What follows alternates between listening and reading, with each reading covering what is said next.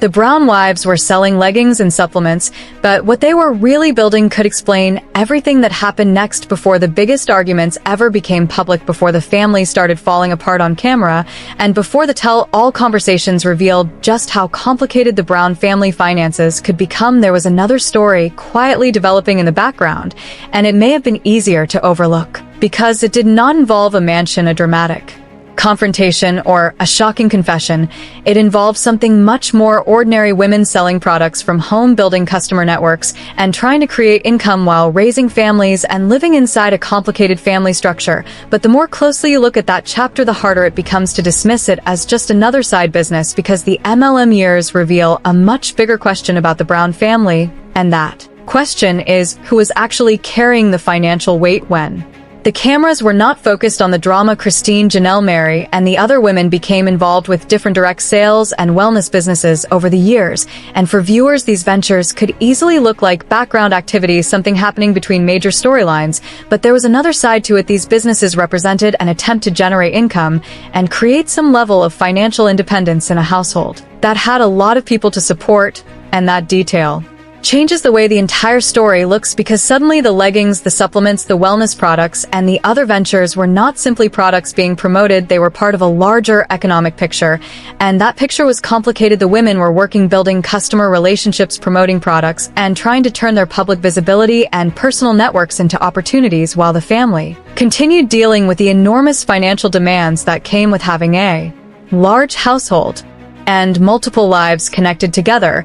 And this is where the story becomes much more interesting, because if you follow the pattern, instead of focusing only on the products, you start seeing something that appeared again and again. The women were developing ways to generate money for themselves and for the larger family structure, and that required effort, patience, consistency, and a willingness to keep working even when the results were uncertain. Christine became known for her clothing-related business. Meri built her own business around her bed and breakfast, and Janelle was repeatedly portrayed as practical and focused on work and finances, and together those examples create a picture of women who were not simply waiting for someone else to solve every financial problem. They were actively searching for ways to contribute, and that matters, because the public image of the family often placed Cody at the center, but the economic story was much more complicated than the image suggested.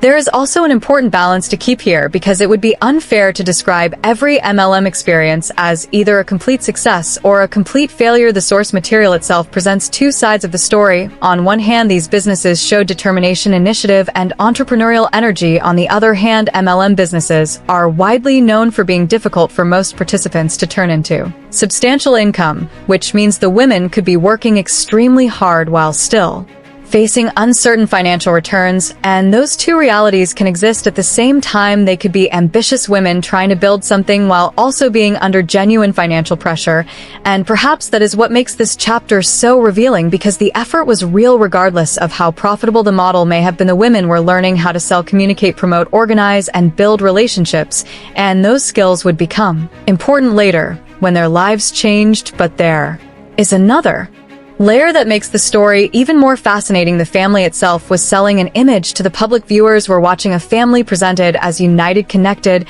and capable of managing an unusual lifestyle, while behind that public image, individual family members were still working to create income and support their own financial needs. That contrast does not automatically prove that anything was fake, but it does show that television only captured one part of the reality, and the MLM businesses offered a glimpse into another part of it, a part where the women were not simply characters in a television story. They were workers, entrepreneurs, mothers, and business owners trying to make things function.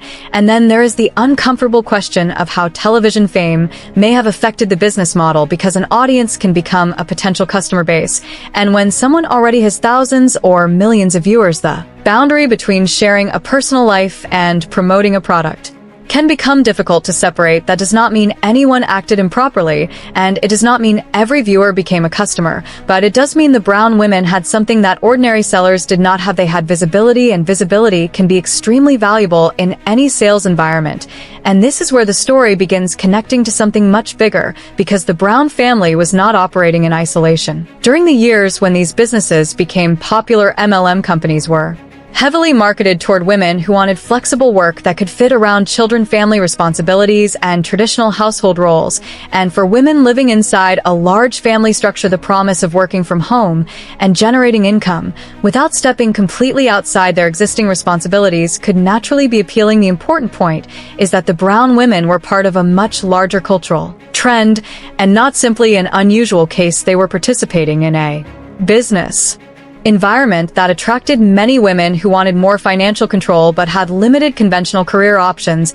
And that brings us to the first major twist in the story, because the same hustle that may have started as a way to help manage financial pressure could eventually become training for something far more important: independence. The women were learning how to create opportunities for themselves, and while the products might not have been the thing that changed their lives, the skills developed while promoting them could become useful later. They were learning how to build an audience, how to communicate with customers, how to create a brand, and how to keep going when success was not guaranteed. And that is where the story begins to turn, because if you only look at the MLM chapter as a collection of businesses, you miss what may have been its most important consequence. The women were building capabilities that would later help them create lives that were increasingly independent.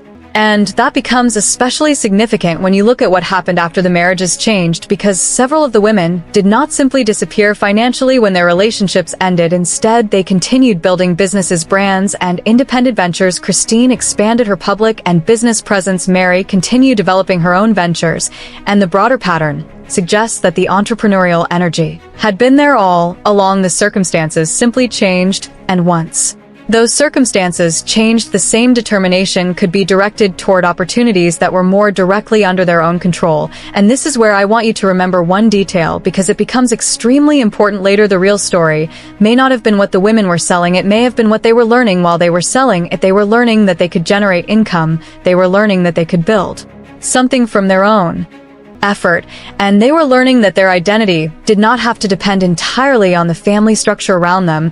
And once you understand that the entire MLM chapter starts looking different, it was not just a forgotten period involving legging supplements or wellness products. It was a chapter about women developing economic skills inside a complicated family situation, and those skills could eventually become the foundation for independence outside that situation. But there is still a question that has not been answered, and it is the question that could change the way you look at the entire financial history of the Brown family. Because if the women were consistently finding ways to generate income while the family continued facing financial pressure, then what does that tell us about who is actually doing the everyday economic work? And that question is where the story gets even more revealing, because the answer may not be as simple as the person viewers expected to see at the center of the family. And once we follow that money trail further, the MLM years start looking less like a side story and more like an early clue. The deeper you go into the Brown family financial story, the more the MLM chapter starts to look like a missing piece, because it shows something that the larger television narrative could easily hide. The women were repeatedly finding ways to create income, build businesses, and become more financially capable. And that matters, because financial independence is not created overnight. It develops through years of small decisions, difficult work, and learning how to depend on your own abilities. And in that sense, the MLM years may have been an unexpected training ground. The products themselves were never guaranteed to create major wealth, and the business model was difficult for many participants. But the experience of selling, building networks, and managing a customer base could still teach valuable lessons about work and self-reliance. And that is why the later success of the women becomes so interesting, because when the family structure changed, the entrepreneurial instinct did not disappear, it became more visible. Christine was able to develop her public brand and business opportunities. Meri continued with her bed and breakfast and other ventures, and the broader picture shows women who had already spent years learning how to turn effort into income. And there is an important distinction here. The point is not that the MLM businesses magically created their later success, and it would be too simple to say that every business decision they made was profitable. The point is that they were practicing independence long before independence became the central story, and that makes the timing fascinating. They were building skills while living inside a structure where their financial lives were closely connected to the larger family, and eventually those skills could be used in a completely different environment, where the women had more control over their own choices. And this is where the story circles back to the beginning, because the products may have been temporary, but the skills were not. The sales pitches came and went, the businesses changed, and the family relationships changed, but the ability to work, promote, organize, and build something remained. And perhaps that is the quiet lesson hidden inside a chapter that many viewers would otherwise overlook. The women were not simply selling products, they were learning how to create options for themselves, and options matter. When someone is trying to build a different future, there is also a broader economic question that deserves attention. The Brown family was large, and maintaining a large household comes with significant financial demands. Housing, food, transportation, education, business expenses, and everyday living costs all require money. And when several adults are trying to contribute, the pressure can take many forms. The MLM businesses were one visible example of the women trying to generate additional income, and their other ventures provided additional evidence that entrepreneurship and work were important parts of their lives. This does not prove that one person carried everything, and it would be unfair to reduce the entire family economy to a single simple explanation. Cody also pursued business opportunities and income-generating ventures over the years, so the complete picture is more complicated, but what stands out is how consistently, the women developed practical ways to create income, and that pattern becomes especially meaningful when you compare the period during the marriages with the period after major relationship changes, because the women continued working and building rather than simply waiting for someone else to provide a new direction, and that continuity tells us something about their character. The hustle was not necessarily created by television fame, and it did not disappear when the family story changed. It was part of how these women approached their lives, and that may be why the later transformation feels so significant. The same women who once promoted products through networks and social connections were later able to use those communication skills and public visibility in new ways, and the result was greater control over their own professional identities. But there is another important layer here, and it is the difference between independence being promised and independence actually being achieved. MLM companies often promoted the idea that women could become financially independent through flexible home-based work, but for many participants the reality was far more difficult, and the source material emphasizes that most people in these models do not earn substantial income, which means the promise and the outcome could be very different, and that makes the Brown women's story more complicated rather than less inspiring, because their determination should not be measured only by how much money a particular product line produced. The effort itself was significant, and the lessons learned from that effort could have value even when the original business model did not deliver the dream exactly as advertised. And now we come to the part that connects almost everything. The family sold a public image while the women were simultaneously navigating private economic realities, and that gap between the image and the reality is one of the most interesting things television accidentally revealed. Viewers saw family celebrations, arguments, moves, relationships, and major life changes, but behind all of that there were people working, trying to earn money, and figuring out how to make a complicated financial structure function. The MLM businesses gave viewers a small window into that hidden world, and once you notice that window you start seeing other examples differently, because the question is no longer simply what did they sell. The question becomes why did they need to keep finding ways to create income, and what did those efforts reveal about their position within the family? And that is where the story becomes more than gossip or business commentary. It becomes a story about agency. The women were developing the ability to make decisions based on their own work, and that ability became increasingly important as their lives changed. And when several of them eventually moved forward independently, the skills they had developed became part of the foundation for those new chapters. And perhaps the biggest irony is that the independence promised by the MLM world did not necessarily arrive through the products themselves. It arrived through the person each woman became while doing the work. The real payoff may have been confidence, experience, persistence, and the knowledge that they could create something with their own effort.